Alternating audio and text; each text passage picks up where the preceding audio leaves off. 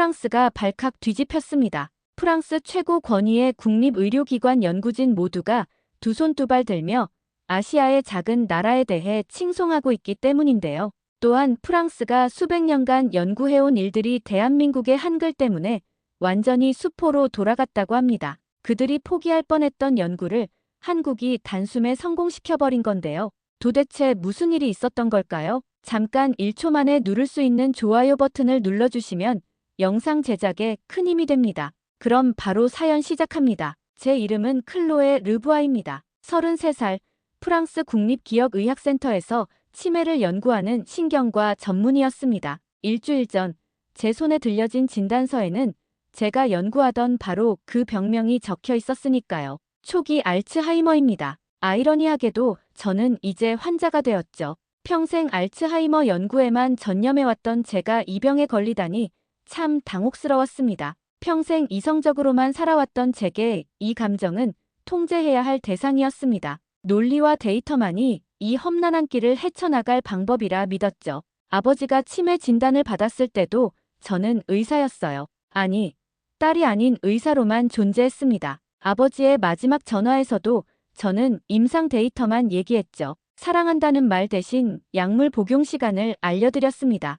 감정적인 작별 인사는 하지 못했죠. 진단 후 처음 한 일은 아버지의 유품을 정리하는 것이었습니다. 평생 침대 밑에 보관하던 작은 나무 상자 속에 제가 전혀 몰랐던 문서들이 있었어요. 서울 치매센터, 그리고 낯선 글자들이 있었죠. 한글이었습니다. 그 사이에 끼워진 메모지에는 아버지의 마지막 메시지가 남겨져 있었어요. 내가 몰랐던 세상이 여기 어딘가 있을지 모른단다. 15살 때 미나를 만났습니다. 한국에서 프랑스로 입양된 친구였죠. 우리는 서로에게 많은 비밀을 나눴고 저는 미나에게서 한국이라는 나라를 처음 들었어요. 그런데 고등학교 졸업 직전 미나는 스스로 목숨을 끊었습니다. 유서에는 한국에서 감정을 숨기는 곳, 타인을 대하는 방법만 배웠다고 쓰여 있었습니다. 그때부터 저는 한국을 감정이 없는 차가운 나라로 생각했고 가까이 하지 말아야겠다 생각했죠. 지금 제 손에는 서울행 비행기 표가 들려 있었습니다. 의학적으로는 완전히 비논리적인 결정이었죠. 하지만 한 번만이라도 아버지를 믿어보기로 했습니다. 저는 생각했어요. 그래도 마지막으로 한 번은 믿어볼게요. 12시간의 비행 끝에 인천국제공항에 도착했습니다. 생각보다 깨끗하고 현대적인 모습에 놀랐어요. 아버지의 메모에 적힌 주소를 따라 서울 치매센터를 찾아갔죠. 유리와 나무로 된 건물은 병원이라기보다 휴양지 같았습니다. 프랑스의 하얀 병실과는 전혀 다른 분위기였어요. 센터 입구에서 저를 맞이한 사람은 박정훈 박사였습니다. 이른이 넘은 나이지만 맑은 눈빛과 따뜻한 미소를 지닌 분이었죠. 아버지의 이름을 말하자 그의 눈이 반짝였어요. 30년 전 함께 연구했던 동료라고 합니다. 그가 소개한 치료실은 차가운 의료기기 대신 나무 책상과 붓, 종이가 가득했어요. 벽에는 한글로 쓰인 글자들이 붙어 있었습니다. 박 박사는 설명했습니다. 한글은 특별합니다. 소리와 모양이 감정과 직접 연결되어 있죠. 우리는 이걸 통해 잊혀진 감정을 되살립니다. 저는 냉소적으로 물었어요. 문자가 감정을 고친다고요? 뇌는 죽어가고 있어요. 그는 미소 지었습니다. 뇌가 아닌 마음을 치료하는 겁니다. 그는 저를 작은 방으로 안내했어요. 그곳에서는 10명 정도의 노인들이 한글을 쓰고 있었습니다. 모두 치매 환자였죠. 그중 한 분은 3년간 말을 하지 않았다고 해요. 그런데 지금 그는 붓으로 천천히 글자를 쓰고 있었습니다. 저는 절대 믿지 않았어요. 프랑스에서는 상상도 할 수 없는 광경이었죠. 박 박사는 제게 한글의 원리를 설명했습니다. 하늘, 땅, 사람을 닮았다는 기본 자음과 입모양을 본떠 만든 모음들, 마치 자연과 사람이 하나가 되는 철학이 담겨 있었어요. 프랑스 알파벳은 그저 기호에 불과했는데 한글은 그 자체로 의미를 담고 있었습니다. 문득 저는 그동안 아버지가 왜 이곳을 찾았는지 궁금해졌어요. 냉철하고 이성적이던 그가 왜 이런 감성적인 치료법에 관심을 가졌을까요? 제 앞에 놓인 것은 수수께끼였습니다. 그리고 저는 점점 그 수수께끼에 빠져들고 있었어요. 다음 날 아침, 다시 치매센터를 찾았습니다. 이번에는 박 박사의 제안으로 환자들의 치료 시간을 참관하게 되었어요. 그곳에서 만난 한 노인은 특히 제 시선을 사로잡았습니다. 그의 이름은 김진수, 팔순의 나이에 5년 전부터 말을 하지 않았다고 해요. 그의 눈빛은 멀리 어딘가를 바라보는 듯 했죠. 김진수 할아버지는 무릎에 종이를 올려놓고 붓을 쥐었습니다. 손떨림이 있었지만 글씨를 쓰려는 의지가 보였어요. 박 박사는 그에게 마음속에 있는 것을 한 글자씩 써보라고 했습니다. 처음에는 아무 반응이 없었죠. 10분, 20분이 지났어요. 저는 이런 시도가 무의미하다고 생각했습니다. 그런데 30분쯤 지났을 때 할아버지의 손이 움직이기 시작했어요. 천천히 하나씩 글자를 만들어갔습니다. 박 박사의 표정이 밝아졌죠. 종이에는 세 글자가 적혀 있었어요. 보고 싶다. 그리고 그 다음에 내 아들이라는 글자가 이어졌습니다. 제 눈앞에서 기적이 일어났어요. 말없던 할아버지의 눈에서 눈물이 흘렀습니다. 저도 모르게 제 안에서 무언가가 울컥 올라왔죠.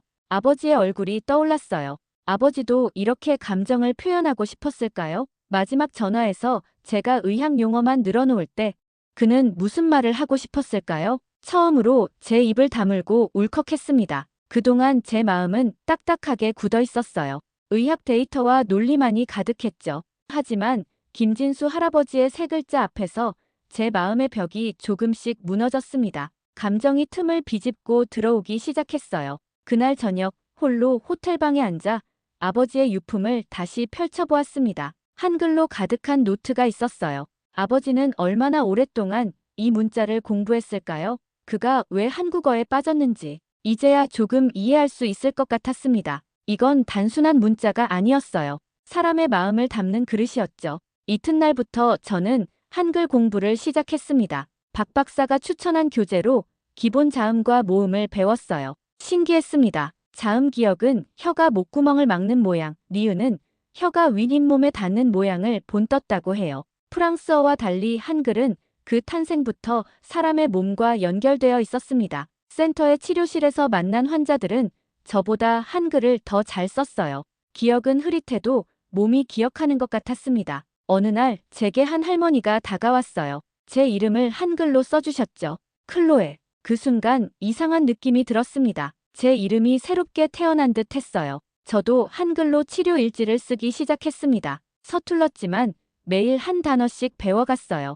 그립다라는 단어가 특히 마음에 남았죠. 프랑스어로는 한 단어로 표현할 수 없는 미묘한 감정이었습니다. 무언가를 보고 싶어하는 마음, 그러나 단순히 보고 싶은 것이 아닌 온 마음으로 간절히 원하는 감정이었어요. 박 박사는 저에게 말했습니다. 감정은 뇌보다 오래 남아요. 몸이 기억하거든요. 처음엔 이 말이 비과학적으로 들렸어요. 하지만 날이 갈수록 그 의미를 이해하기 시작했습니다. 제 몸은 이미 많은 것을 기억하고 있었어요. 아버지의 손길, 그의 목소리, 마지막 전화에서의 떨림까지 머릿속에서 단어들이 하나둘 사라져가는 동안 새로운 감정들이 솟아났습니다. 두렵다, 고맙다, 미안하다. 이 단어들은 제 마음속에 깊이 새겨졌어요. 한글로 쓰면서 그 단어들이 가진 무게와 의미를 온전히 느낄 수 있었습니다. 마치 언어가 감정의 지도처럼 느껴졌어요. 제 방에는 이제 한글 공책과 손글씨 연습장이 가득했습니다.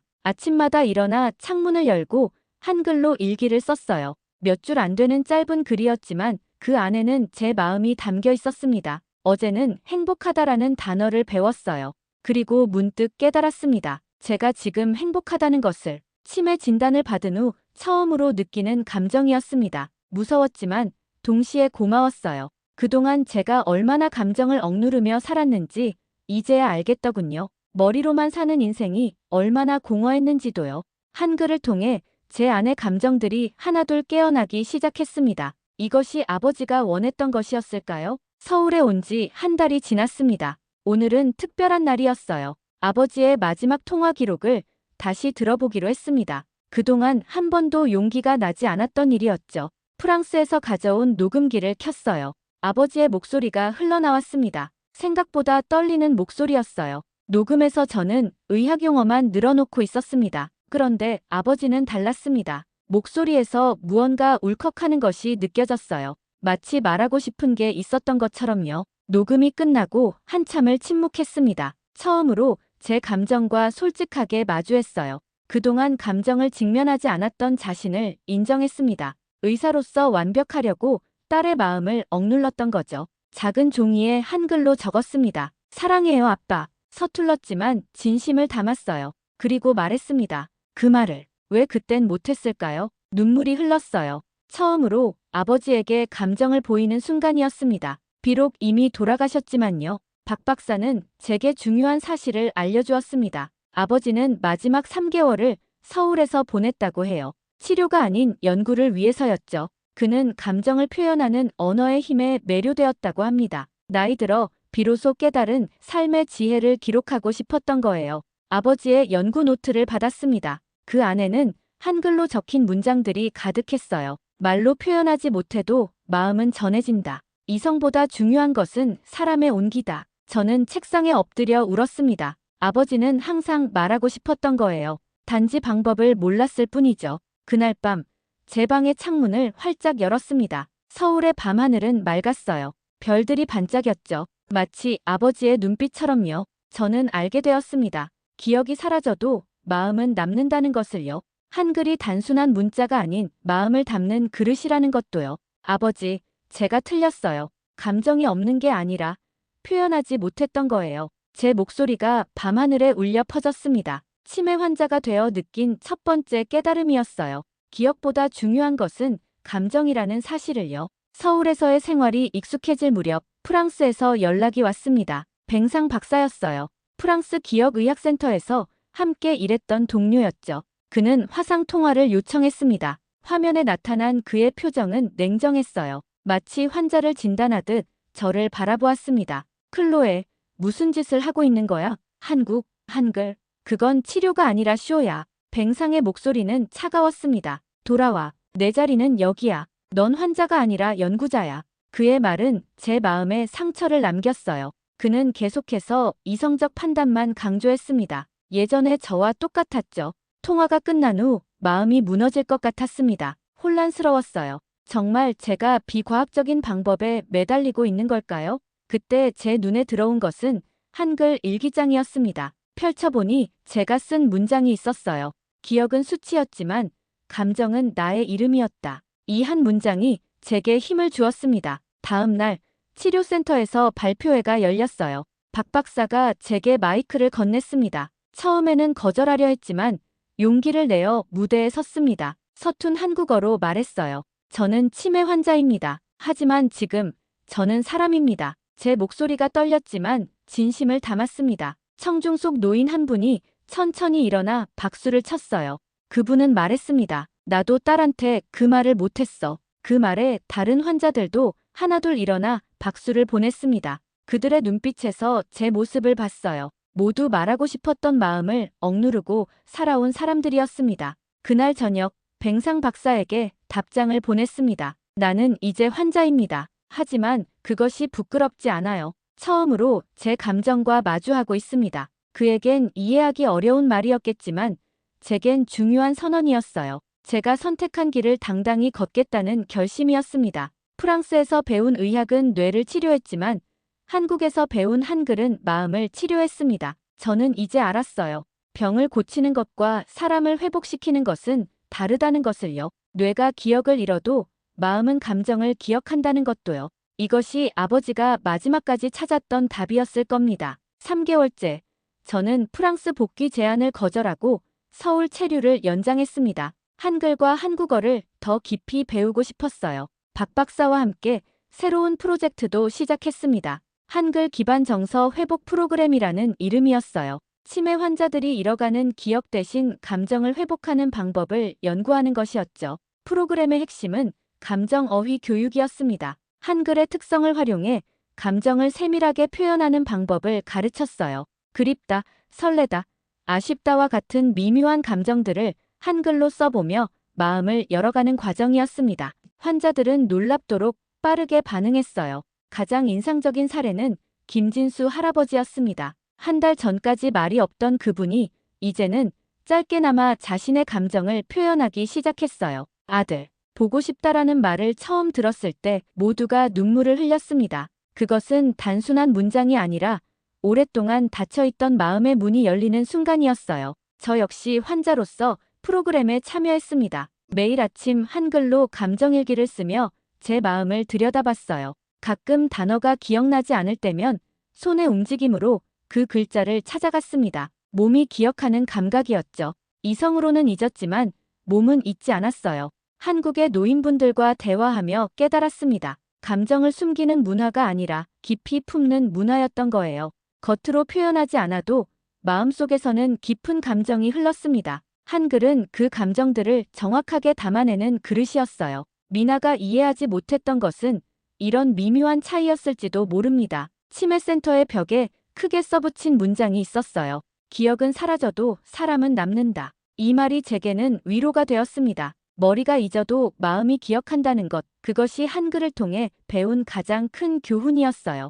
어느 날 저는 박 박사에게 말했습니다. 지금까지 가장 늦은 공부지만 가장 나다운 공부예요. 그는 미소 지으며 답했어요. 늦었다고 생각할 때가 가장 빠른 때입니다. 그 말에 가슴이 따뜻해졌습니다. 제가 잃어버린 것보다 찾은 것이 더 많아지는 기분이었어요. 이제 저는 한글로 아버지에게 편지를 씁니다. 비록 전달되지 않는 편지지만 그 과정에서 제 마음이 치유됩니다. 어제는 미안하다를 10번 썼어요. 오늘은 고맙다를 쓸 예정입니다. 그리고 내일은 사랑한다를 쓸 거예요. 서울에서의 6개월이 지났습니다. 눈 덮인 겨울이 찾아왔어요. 치매 증상은 조금씩 진행되었지만 제 마음은 오히려 맑아졌습니다. 기억이 사라져도 감정은 더 선명해진 이상한 경험이었죠. 오늘은 특별한 날이었어요. 어머니가 서울에 도착했습니다. 어머니는 아버지의 죽음 이후 처음으로 여행을 결심하셨다고 했습니다. 제가 있는 곳을 보고 싶었대요. 서울의 거리를 함께 걸으며 어머니가 물었습니다. 그 사람도 이곳에서 행복했을까? 아버지를 말하는 거였어요. 저는 말없이 어머니의 손을 잡았습니다. 때론 말보다 손의 온기가 더 많은 것을 전한다는 걸 이제는 알았어요. 남산에 올라 서울의 전경을 바라보았습니다. 눈 내리는 도시는 고요했어요. 그곳에서 한글로 엽서를 썼습니다. 아빠, 사랑해요. 늦게 말해서 미안해요. 서툴지만 진심을 담은 글이었죠. 어머니는 제 옆에서 조용히 울고 계셨어요. 그분도 하지 못했던 말이 많았나 봅니다. 박 박사의 도움으로 한글 기반 치료법을 논문으로 정리했습니다. 감정 회복을 통한 인지기능 유지라는 제목이었어요. 프랑스 의학계에서는 비과학적이라며 비판했지만 저는 개의치 않았습니다. 환자들의 변화를 직접 목격했으니까요. 숫자로 증명할 수 없어도 사람의 눈빛으로 확인할 수 있는 진실이 있었어요. 치매센터의 환자들과 작별 인사를 나누었습니다. 김진수 할아버지는 제게 작은 선물을 주셨어요. 한글로 쓰인 시 한 편이었습니다. 잊혀진 말도 가슴은 안다라는 제목이었죠. 그분의 눈빛이 맑아졌어요. 말을 잃어도 마음은 여전히 살아있다는 증거였습니다. 어느덧 프랑스로 돌아갈 시간이 되었습니다. 하지만 이제 저는 다른 사람이 되어 돌아가게 되었어요.